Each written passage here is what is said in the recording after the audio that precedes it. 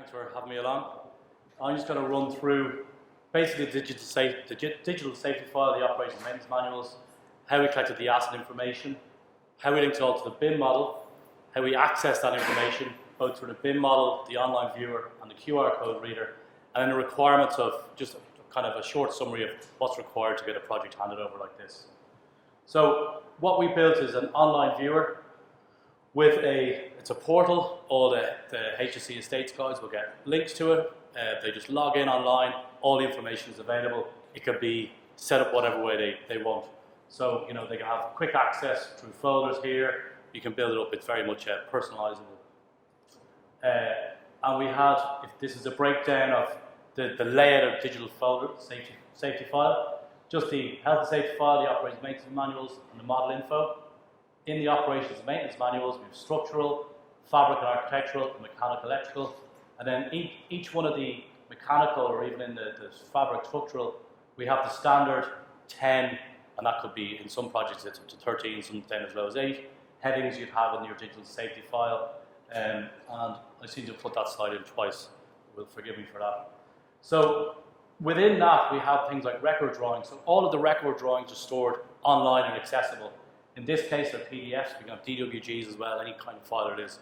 So they have access to, for all the different packages, all of their as-built drawings, and through a central database as well, there'll be a master drawing asset register. Now, the important bit that we're looking at is the asset information. So we collected equipment schedules from all the subcontractors, and as Killian rightly said, the GUID is the most important bit, which we have here. So all of these, this is the circulating pumps. They're all listed. Each one is a record, and they all have a GUID.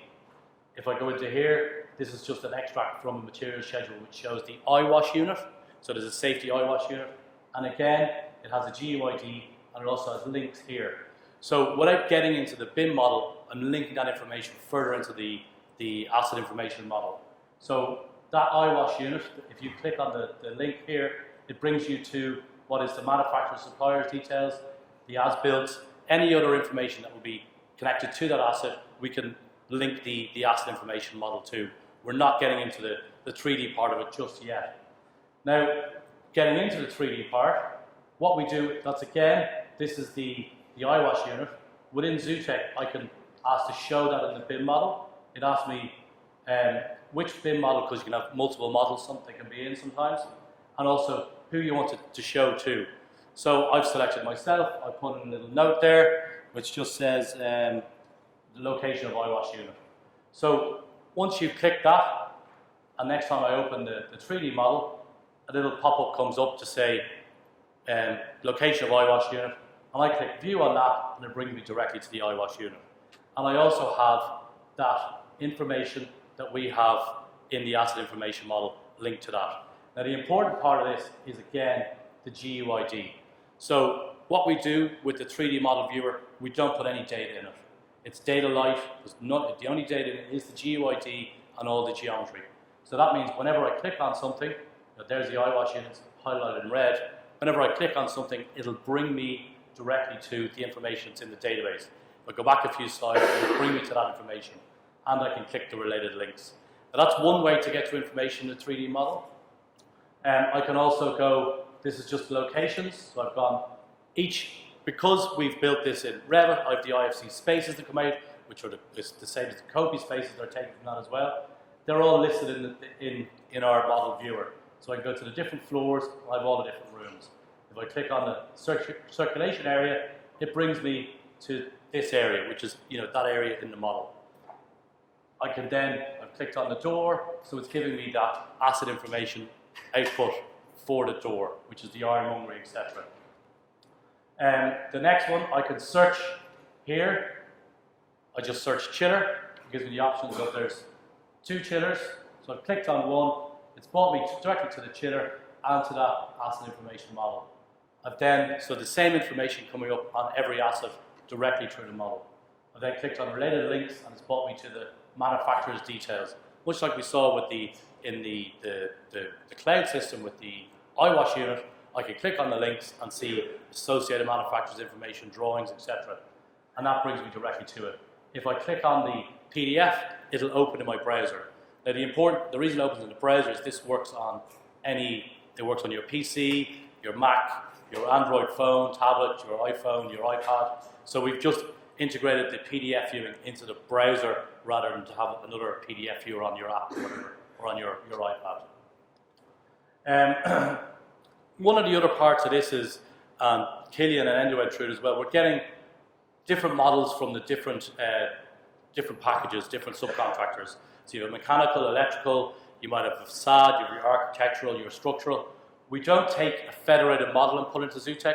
We take them all separately, load them in, and they're shown together. And I can turn them off.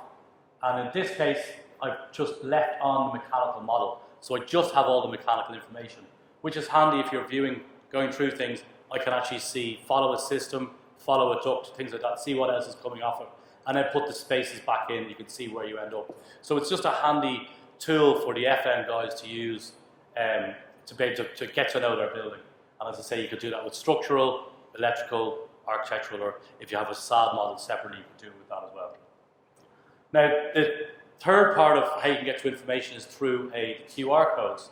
Now, Killian touched on the fact that they put QR codes on the door for the snagging and building quality information. But we've also done that. We've linked the assets directly to QR codes, either on each asset or in a room. You can do it that way as well. And we built a very simple app, which we have 4 apps now as such. One is the cloud database, not an app, it's the cloud database. There's the 3D viewer. There's the on-site app, which is for collecting snags and information or reviewing snags and information on site. And then the 4th one, which we've just released, is a QR code reader. And it's simply, they all have the same login. So you have one login to Zutec and work on all the apps. Your security will let you into whichever area you're allowed into, which has been set up. You simply open it, and all you do is click scan QR code, scan the QR code, and it'll bring back the relevant information. In this case, it's a drawing. So if you imagine on a boiler house wall, you have all your P&IDs, or your schematics, any drawings, you can just put QR codes on them now. You can scan the QR code, pull up the drawing, and redline it, mark it up, or make any changes. So you're getting interaction in that as well. Instead of static drawings, it's not just about asset information modeling, it's about that kind of information as well. So the fact that you can redline and change them is very beneficial to the end user. Really, this is the bit that I want to talk about. The rest is the visual side of what they're using, how to get there. And just kind of a caveat on this, we do a lot of work in the UK where BIM is mandated. We are working on hospitals, Glasgow Southern General Hospital, which was the biggest hospital construction project in the UK over the last few years, Edinburgh Children's Hospital, Peterborough Hospital, various commercial. None of them are handing over as well as this. And I'll be honest about that. It's mandated, but this is the most streamlined process we've seen to get a handover to the client. Now the question is, who's the client? From my point of view, it's not the HSE, it's the HSE estates, it's the guys on site. And I have the requirements here, but really, this is the main part here, and I'll work back up. On this particular project, it's a HSE and UL joint venture. We didn't know until I think Donald just said to me 3 weeks ago who was going to be maintaining the building, whether it's the HSE or UL. So that meant we couldn't get early engagement with the end user to find out what they want out of their AIM, out of their digital safety file, out of their model. We had to lead them, and I think the guys, Enda and Killian and the design team, did that very well. We suggested what they should do, and it's worked out. Not that I'm surprised it worked out, but it was a hard one to do. So getting that early engagement, not just from the client, it's fair enough the guy, the head of estates or the guy signing the checks, they're great, you've got to get them on board. But really, to get this right, you need to know what the guy who's going out, checking the pump, needs, what information he wants, what he expects. But you need that right at design stage so that you can build the asset information from the beginning to match that. Winning contractors is another one. So that, I know JV Tierney's, Dominic O'Connor, Sisk, they were all willing to build this. They wanted to hand over an exemplar project to the client. And this is important as well. People want to hand over the best building. The building isn't just now the bricks and mortar. It's also this data model behind it. whatever is in there. That's very important, and clients are beginning to understand that. So the contractors are then, it's moving downstream, they're realizing they have to hand this over so they can get the kudos for it. Early engagement is key. If you try and do this after the subcontractors have handed in their paper or PDF O&M information, you're done. It takes months and months of work to go back through that, pull out all the information. So what we could do on this was we could sit down at an early stage with the subcontractors, say this is the requirement, this is how the information is required, here's a template, this is how you hand it over to us. And it worked. Buy-in from everyone, from the contracts manager, even the project director, all the way down. Everyone needs to be able to buy into this, because if you have any roadblocks in it, it's difficult to get over the line. Collaboration. I know, Viewpoint was used on this project. We do similar things as well. Making sure everyone was working from the same information. So we were feeding people, subcontractors, the main contractor, were feeding the asset information into Zutec. Everyone could see it. Everyone knew what was there. They were getting alerts to say it needs to be reviewed. There was comments on it. The collaboration of that, it's not just about the design drawings, which are done at Viewpoint. It's a very similar system needs to be used to get the asset information from the digital safety file across the line as well. And I started with it, but I'm coming back to it. A good client. These guys, this isn't mandated. It was sold to them by the design team, and rightly so, they bought into it. But again, to reiterate, it's not just the client, the high-level client. We need to have the guys who are going to be managing this building on site, early engagement, to get, find out what they need.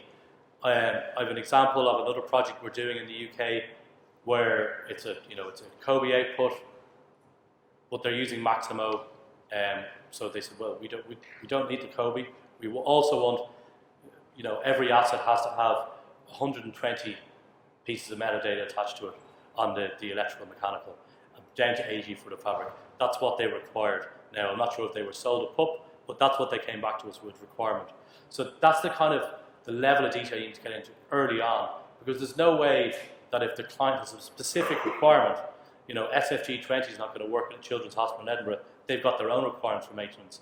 So we need to get that early on. There's no way you can retrofit that. You need to get buy-in from the client or from the contractors so that they can feed that information in the correct way, a useful way, into the end user. Because what we're changing here is that on the day of handover, this is ready. They have their asset information model. They can manage their building.